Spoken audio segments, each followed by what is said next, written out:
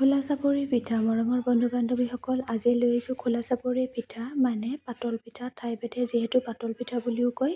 ইয়াৰে ৰেচিপিটো আপোনালোকৰ ওচৰত আহকচোন শ্বেয়াৰ কৰোঁ। মই প্ৰথমতে 2 ঘণ্টাৰ বাবে চাউলখিনি পানীত তিয়াই ৰাখিছিলোঁ। এতিয়া চাউলখিনি সুন্দৰকৈ ধুই লৈ মিক্সাৰ গ্ৰাইণ্ডত এটা ধুনীয়া পেষ্ট তৈয়াৰ কৰি লৈছোঁ।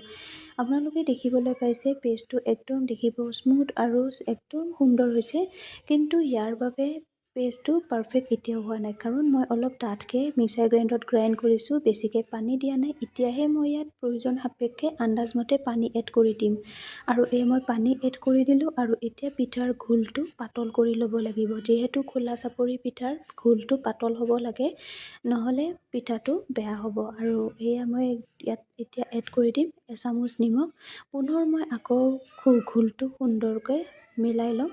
আৰু সুন্দৰকৈ যেতিয়া মিলি যাব, তেতিয়া আপোনালোকে ইয়াত এড কৰি দিব লাগিব প্ৰয়োজন সাপেক্ষে ৰিফাইন অইল। মই কিন্তু ৰিফাইন অইলটো ব্যৱহাৰ কৰোঁ, যাতে পিঠাটো টাৱাত দিয়াৰ পিছত ভালদৰে উঠি আহে, নহ'লে পিঠাটো লাগি ধৰে।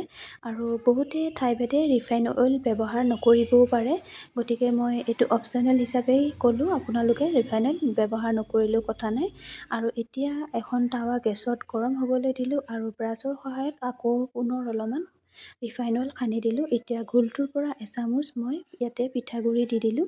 আৰু চাওক, সুন্দৰকৈ মই ইয়াতে দি এতিয়া চাৰিওফালে টাৱাখন ঘূৰাই দিম, যাতে চাৰিওফালে সুন্দৰকৈ ঘোলটো মিলি যায়। টাৱাত পিঠাখন সুন্দৰকৈ বহলকৈ ভালদৰে হৈ উঠে। আৰু এতিয়া ইয়াতে মই ঢাকোন মাৰি দিম। 2 মিনিটমান মই ঢাকোন মাৰি দিম। আকৌ এনেকৈয়ে মই ঢাকোন মাৰি পিঠাখিনি বনাই আছোঁ। আৰু ইয়াৰ পিছতে সেইখন প্ৰথম পিঠাখন উঠাই লৈ আকৌ মই দেখুৱাইছোঁ। পুনৰ এনেকৈ চাৰিওফালে ঘূৰাই দিব পিঠাগুড়ি দি পেলাই, যাতে চাৰিওফালে টাৱাখনত সুন্দৰকৈ বহলকৈ পিঠাখন বৈ যায়। আৰু এতিয়া ঢাকোন মাৰি আকৌ পুনৰ পিঠাখন মই এতিয়া উঠাই দেখাম আপোনালোকক। প্ৰায় হৈয়ে গৈছে। সুন্দৰকৈ মই চাৰিওফালে ঘূৰাই ল'লোঁ। আৰু দেখিছে ৰিফাইন অইল যে ব্যৱহাৰ কৰিছিলোঁ অলপমান, তাৰ বাবে পিঠাখন সুন্দৰকৈ উঠিছে। অলপো টাৱাত লাগি ধৰা নাই আৰু একদম ক্ৰিস্পি হৈছে, দেখিবও ধুনীয়া হৈছে আৰু খাবলৈ বহুত ধুনীয়া হৈছিলে।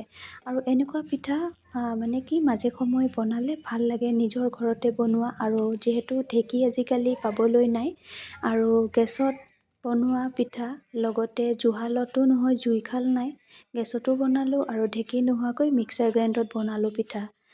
আজিকালি যিহেতু বিজ্ঞানৰ প্ৰযুক্তিবিদ্যাৰ যুগ, গতিকে ঢেঁকী নোহোৱাকৈ আৰু জুহাল নোহোৱাকৈ এনেকৈ বনাব পাৰি। আৰু সঁচাকৈ পিঠাখিনি বহুত সুন্দৰ হৈছিল, খাবলৈও ভাল লাগিছিল। আৰু আপোনালোকেও এনেকুৱা ট্ৰাই কৰি চাব। আৰু আজিকালি প্ৰায় মিক্সাৰ গ্ৰাইণ্ডত সকলোৱে কৰে, গতিকে ময়ো দেখুৱালোঁ বনাই পেলাই। আৰু ৰেচিপিটো চাই ভাল পালে আপোনালোকে প্লিজ লাইক কমেণ্ট শ্বেয়াৰ কৰিব। আৰু ইফতাৰীৰ সময়ত খাবৰ বাবে বনাইছিলোঁ, যিহেতু পিঠাখিনি মই ইফতাৰীত খাবলৈ লৈছোঁ। আৰু লগতে আছিলে বুট ভজা আছিলে, আৰু ফলৰ ভিতৰত কল, আপেল, তৰমুজ আছিলে, খেজুৰ আছিলে, আৰু এইটো আলু ভাজি আছিলে, এইটো পায়স আছিলে, আৰু আছিলে অলপমান মাটন ফ্ৰাই আছিলে। আৰু গোটেইখিনি মই একেলগে ইফতাৰীত খাবলৈ লৈছিলোঁ। সঁচাকৈ আজি ইফতাৰীৰ নাস্তাটো বহুত ধুনীয়া লাগিছে। সদায় একেধৰণৰ নাস্তা খাই ভাল নালাগে, গতিকে আজি অলপ ডিফাৰেণ্ট বনালোঁ। সঁচাকৈ বহুত ভাল লাগিছিল। আজিৰ ভিডিঅ'টো ইমানেই। আপোনালোকক বিদায় দিলোঁ। ধন্যবাদ। Bye bye.